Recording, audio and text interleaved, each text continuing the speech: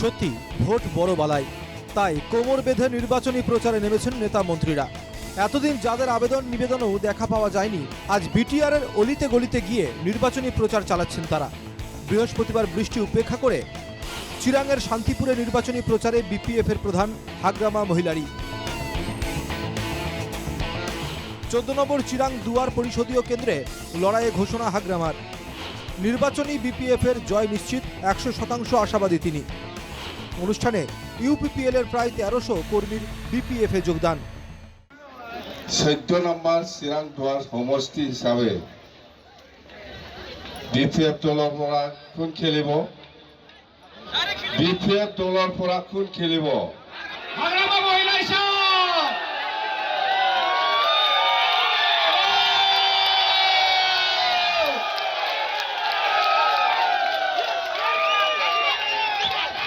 BPF দলৰ পৰা এই হাগ্ৰামা খেলিব।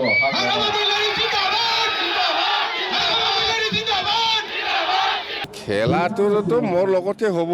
মুঠতে এই ফেৰেংগা আৰু খাম্ফাক যদি হাৰাই দিব পাৰে তেতিয়াহে মনটো শান্তি লাগিব মোৰ, নহ'লে মনটো একদম বেয়া লাগি আছে।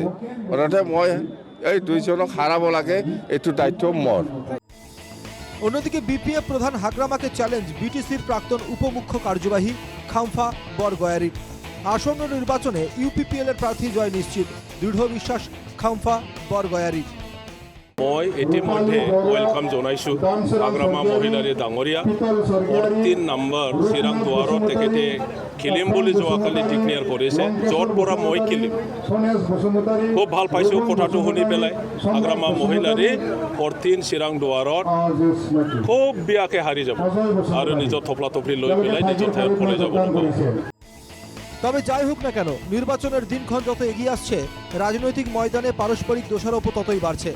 ট্রাইবাল বেল্টে উপজাতিদের অধিকার নিয়ে অসংলগ্ন মন্তব্যের অভিযোগ রাজ্য বিজেপি সভাপতি দিলীপ শইকিয়ার বিরুদ্ধে।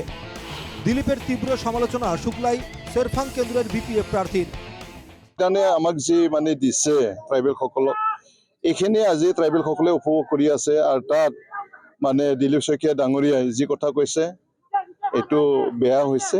আজি ট্ৰাইবেল সংঘই তেখেতক ট্ৰাইবেল এৰিয়াবিলাক বয়কট কৰিছে।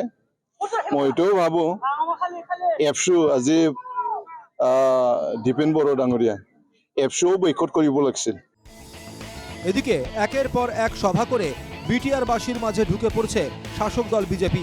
গত কয়েকদিন ধরে লাগাতার নির্বাচনী প্রচারে ব্যস্ত মুখ্যমন্ত্রী হিমন্ত বিশ্ব শর্মা।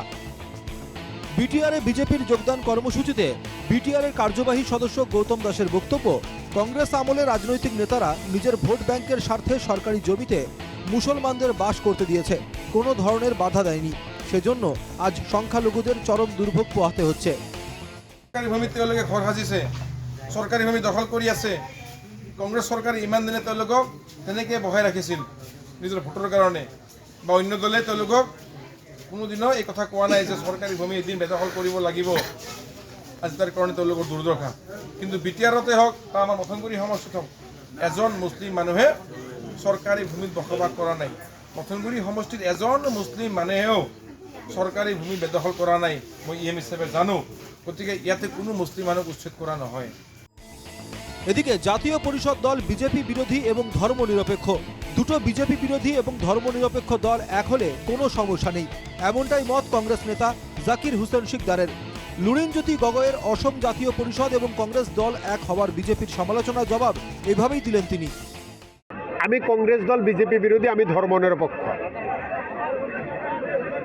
গতিকে দুটা বিজেপি বিরোধী ধর্মনিরপেক্ষ বিরোধী রাজনৈতিক দল একত্রিত হওয়ার